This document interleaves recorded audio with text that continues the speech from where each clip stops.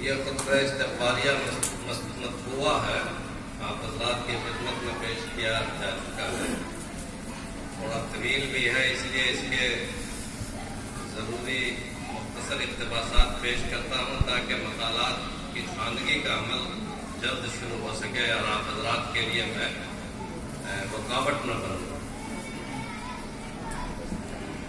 آج کے اہم ترین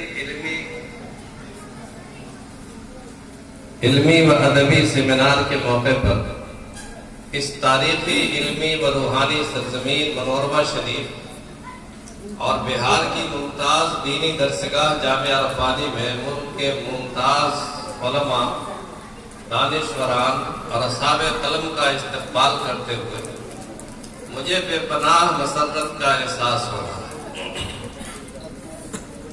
زندگی میں ایسے لمحات بہت کم آتے ہیں جب ایک ساتھ اتنی نسبتیں اور مسرتیں جمع ہو جائیں۔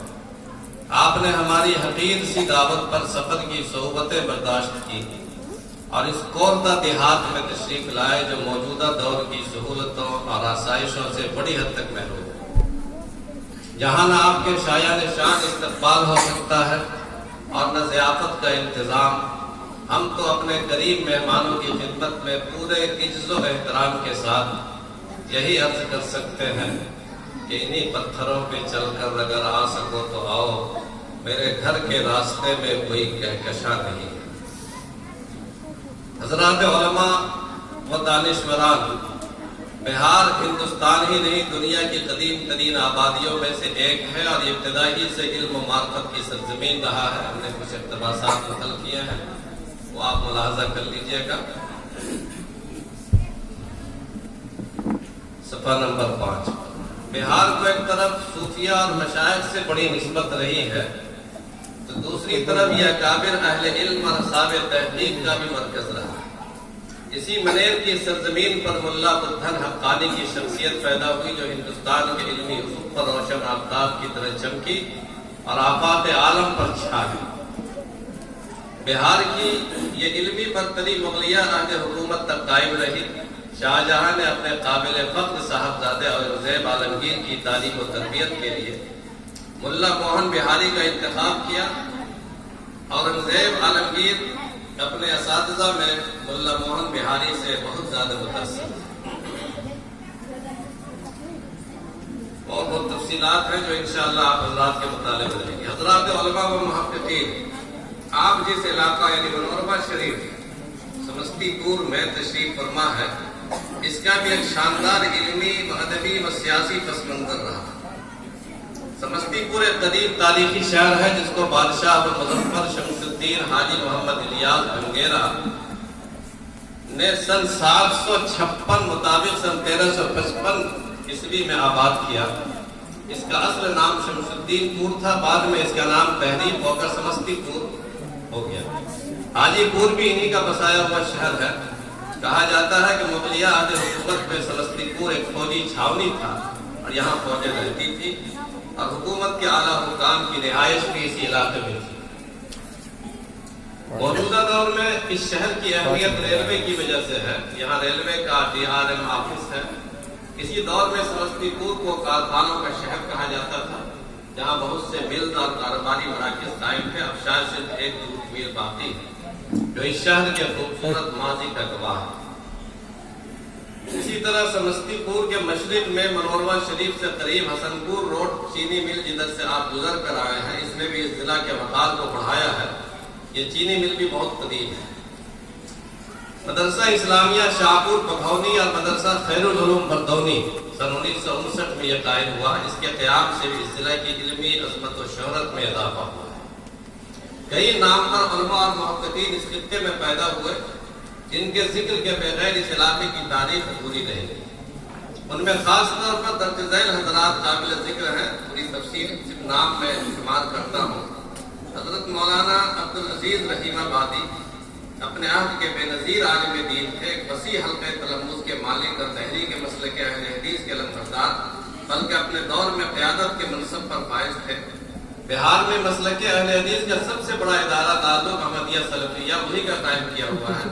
وہ جمعیت اہل حدیث کے مؤسس و بانی بھی تھے. بہت سی کتابوں کے مصنف اور کئی تنظیموں اور تحریکات کے بانی اور رہنما. حضرت مولانا عبدالعزیز کے بھائی مولانا عبدالوحید وحید رحیم آبادی بھی جلیل القدر علماء اور روسا میں شمار کیے جاتے تھے.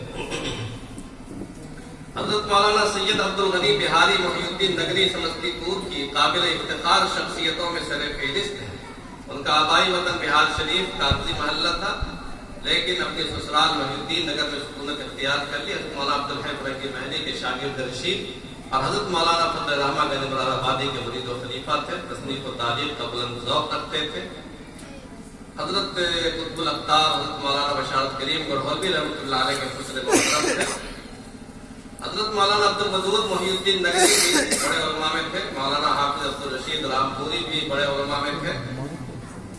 خاص طور سے ہمارے اس علاقے کی بات میں بتاتا. حضرت مولانا محی الدین قاسمی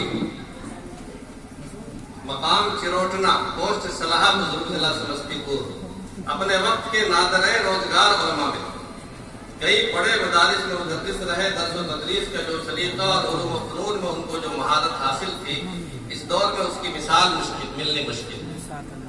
خاص طور پر فن نحو میں ان کو امامت کا درجہ حاصل تھا. کئی مسائل میں وہ علم نحو سے بھی اختلاف کرتے تھے. ایک جہان نے ان سے استفادہ کیا.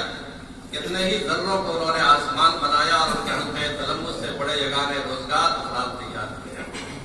عہد قریب کے لوگوں میں میرے ماموں جان حضرت مولانا محی الدین صالح قاسمی صلاح بزرگ ضلع سمستی پور سابق RTD دربھنگا کے مشتری بھی قابل ذکر ہیں. وہ دارالعلوم دیوبند کے فاضل تھے. سن 1960 میں دارالعلوم دیوبند سے فارغ ہوئے. ان کو 3 زبانوں عربی فارسی اردو پر کامل عبور حاصل تھا. تنقیدی شعور بہت پختہ تھا. ٹرپل MA تھے اور فرسٹ کلاس فرسٹ پاس ہوئے تھے. صاحب دیوان شاعر تھے. آپ کا دیوان اردو میں ہے اور قریب 7-8 خطیب جلدوں میں ہے، مگر اب تک غیر ہوا ہے. وہ اس کو شائع کرنا چاہتے تھے مگر افسوس کہ اس کی مہلت نہ مل سکی. ہمارے اس خطے میں فضلائے مدارس میں آپ واحد شخص تھے جو اس قدر علم و فضل کے ساتھ سرکاری محکمہ تعلیم کے اتنے بلند مقام پر پہنچے. اسی طرح سمستی پور علم کے ساتھ ساتھ تصوف و روحانیت کا بھی مسکن رہا ہے. یہاں بڑے صوفیہ تو پیدا نہیں ہوئے، لیکن باہر سے آنے والے صوفیہ کا یہ مرکز توجہ ضرور رہا ہے. پھر یہاں کے چند مقامات جیسے روسرا کے قریب بزرگوار کا ذکر ہے. بزرگوار کے سجادگان کی خانقاہ یہاں پر قریب بڑا ہی ایک جگہ ہے، گاؤں ہے. وہاں آخری سجادہ حضرت مولانا حاجی شمس الحق صاحب رحمۃ اللہ علیہ متوفا سن 211 ہجری عیسوی ولد مولانا حاجی مقبول حسن صاحب تھے. مجھے ان کی زیارت کا شرف حاصل ہوا ہے. خانقاہ کی بڑی جائیداد قریب 16 بیگھہ زمین بھی اس گاؤں میں تھی. اب وہ خانقاہ ختم ہو چکی ہے اور جائیداد بھی. یہ سلسلے چشت کی خانقاہ تھی جس کو مولانا شمس الہدیٰ صاحب کے نانا حاجی ستر علی نے قائم کی. اس بڑا ہی بغل میں سلسلے چشت کے ایک اور بزرگ حضرت افضل باقی جمال پور سے تشریف لاتے تھے. اس علاقے میں ان کا مرکز منوربہ شریف سے قریب دریائے کرنے کے کنارے لال کفشیہ تھا. سلسلے قادریہ کے بزرگ حضرت عبدالکریم بغدادی کا بھی اس علاقے میں دورہ ہوتا تھا. وہاں کے رہنے والے کو معلوم نہیں. منوربہ اور سکھاسن وغیرہ کئی بستیوں میں ان کے معتقدین تھے. سلسلے وارثیہ کی ایک خانقاہ منوربہ شریف سے مشرق میں ایک گاؤں میگھونا میں تھی، جہاں ایک بزرگ نقیب اولیاء حاجی نقیب شاہ و حاجی سندل شاہ کے خلیفہ تھے. ان کا اس علاقے میں بڑا اثر تھا. میگھونا میں ایک اور وارثی بزرگ عبادت شاہ عرف برہنگی شاہ تھے، جن کی ایک خانقاہ چٹیا بلاری ضلع بھاگلپور میں بھی تھی. بڑے صاحب کرامات تھے. ان کا مزار میگھونا میں اور بورنگ شاہ کا مزار کہتا تھا. اسی طرح حاجی نقیب اولیاء کے خلیفہ حاجی شبیر شاہ نے بھی اس علاقے میں بڑی شہرت پائی. پورے خطے میں ان کے اثرات تھے. اس خطے میں ان کا مرکز صلاح بزرگ اور سونمنی 2 بستیاں تھیں جہاں وہ ہفتوں قیام کرتے تھے. ان کا مزار ہلدیہ ضلع ارریہ بہار میں. اسی طرح سلسلہ قادریہ فریدیہ کی خانقاہ ہے منوربہ شریف کے جنوب مشرق میں ایک بستی جوگیا شریف اور اس سے کچھ اور آگے دوسری بستی بسوتا شریف میں تاحال ہے. سلسلہ قادریہ مجیبیہ پھلواری شریف کے اثرات بھی اس علاقے میں بہت گہرے ہیں. خاص طور پر صلاح بزرگ کا چروٹنا وغیرہ میں وہاں کے منسلک لوگوں کی تعداد بڑی تعداد میں ہے. میرے نانیالی خاندان کے اکثر اکابر بھی اسی خانقاہ سے وابستہ تھے. آپ آخری دور میں سلسلہ رحمانیہ حضرت مولانا محمد علی منگیری علیہ رحمہ کا سلسلے کے اثرات بھی یہاں محفوظ کر گئے تھے، جن میں خاص طور پر پردونی، سلحہ بزرگ، چروٹنا اور لال میں اس کے متقدین کی بڑی تعداد ہو رہی ہے۔ ارباب علم و دانش منوربہ شریف، جسے آج آپ کی میزبانی کا شرف حاصل ہو رہا ہے، یہاں کی اکثر آبادی تارکین وطن پر مشتمل ہے۔ اصل مقامی آبادی 25% سے زیادہ نہ ہوگی۔ زیادہ تر لوگ مختلف وجوہات کے تحت دوسرے مقامات سے یہاں آ کر آباد ہوئے۔ اس طرح یہ گاؤں مختلف علاقوں کے رنگ و مزاج اور تہذیبوں کا سنگم، متنوع خاندانوں کا ایک حسین گلدستہ ہے۔ اب آگے بہار اردو ادب کا مرکز رہا ہے، کہنے کی بات نہیں ہے، اس میں کوئی شبہ نہیں۔ بہار کو کسی مستقل دبستان ادب کا مقام گو کہ حاصل نہ ہو سکا، لیکن اس کی شاعری کا اپنا منفرد رنگ و روپ اور جداگانہ لب و لہجہ ہے۔ میر غالب جیسے اساتذہ فن نے یہاں سے استفادہ کیا ہے۔ میر تقی میر نے جعفر عظیم آبادی کے سامنے دان میں تلمس طے کیا۔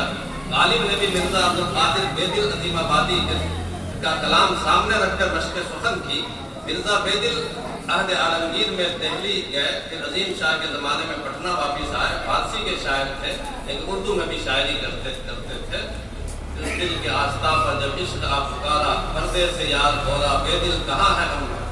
شاہ عظیم آبادی کا تو کہنا ہی کیا۔ اس آخری دور میں انہوں نے شاعری کو فن کی بلندیوں پر پہنچایا اور عالمگیر شہرت حاصل۔ یہی دور حضرت مولانا عبدالشکور آہ مظفرپوری رحمۃ اللہ علیہ کا۔ حضرت آہ کی علمی و فنی سرگرمیوں کا زمانہ سن 1901 سے 1945 عیسوی تک ہے۔ ان میں ابتدائی 20 سال انہوں نے اپنے آبائی وطن مظفرپور میں گزارے، 2 سال مئو جیسے مرکز علم میں رہے، اور پھر 1922 سے 1945 تک مسلسل بہار کے سب سے بڑے تعلیمی مرکز مدرسہ اسلامیہ شمس الہدیٰ پٹنہ کا حصہ رہے اور پٹنہ کے علم و فن کی آبرو بڑھائے۔ علامہ شوق نیمتی صرف 44 سال کی عمر میں اپنی بساط علم و ادب لپیٹ کر دنیا سے جا چکے تھے، اس لیے پٹنہ میں ان کی معاصرت حاصل نہ ہو سکی۔ البتہ جب شوق کے فکر و فن کی عظمتیں دنیا سے لوہا لے رہی تھی، اس وقت آہ کی طالب علمی کے دن تھے اور کانپور اور دیوبند میں وہ معقولات و منقولات کی تعلیم میں مشغول تھے۔ پھر فارغ ہو کر مظفرپور کے مدرسہ جامع العلوم میں صدر المدرسین ہوئے۔ اس کے 2-3 سال کے بعد علامہ شوق نیمتی کا انتقال ہوا۔ یقیناً حضرت آہ نے بھی علامہ کے فکر و فن اور علم و شہرت، علم کی شہرت ضرور سنی ہوگی، ممکن ہے کبھی ملاقات بھی ہوئی ہو۔ آہ کے کلام میں شوق کے طرز کی جھلک ملتی ہے اور آہ کا کلام بھی شوق ہی کی طرح بلند علمی حقائق اور تاریخی اشارات سے لبریز ہے۔ دونوں کے طریقے استدلال اور نتائج فن میں بھی بڑی حد تک مماثلت ہے۔ دراصل یہ دونوں ہی مدرسے کی پیداوار تھے اور یہ ایک حقیقت ہے کہ شوق کے بعد پٹنہ میں آہ جیسا صاحب علم و تحقیق اور مفکر و فلسفی شاعر دوسرا نہیں ہوا۔ شوق اپنے مذہب میں بیٹھ کر شغل فن اور کار تصنیف انجام دیتے تھے، آہ یہی کام مدرسے کے حجرے میں بیٹھ کر کرتے تھے۔ عظیم آباد کے اصحاب فکر و نظر اور ارباب ذوق نے آپ کے علم و فن کا لوہا تسلیم کیا اور کوئی بزم ہو، کوئی انجمن آہ کی گرمی نفس سے آباد رہی۔ البتہ شاد عظیم آبادی سے آپ کو معاصرت حاصل رہی۔ شاد عمر میں آپ سے بہت بڑے تھے، لیکن پٹنہ کے زمانے قیام میں آہ نے شاد کا زمانے عروج دیکھا ہے۔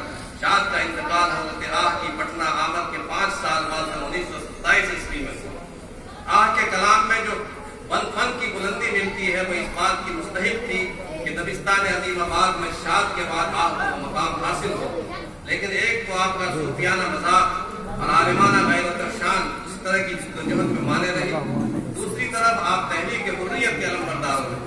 آپ کا تعلق تحریک ریشمی رومال اور تحریک خلافت کے کاروان خود سے ہے۔ عظمت فن بنوانے کے لیے اقتدار وقت سے اتحاد ضروری ہے۔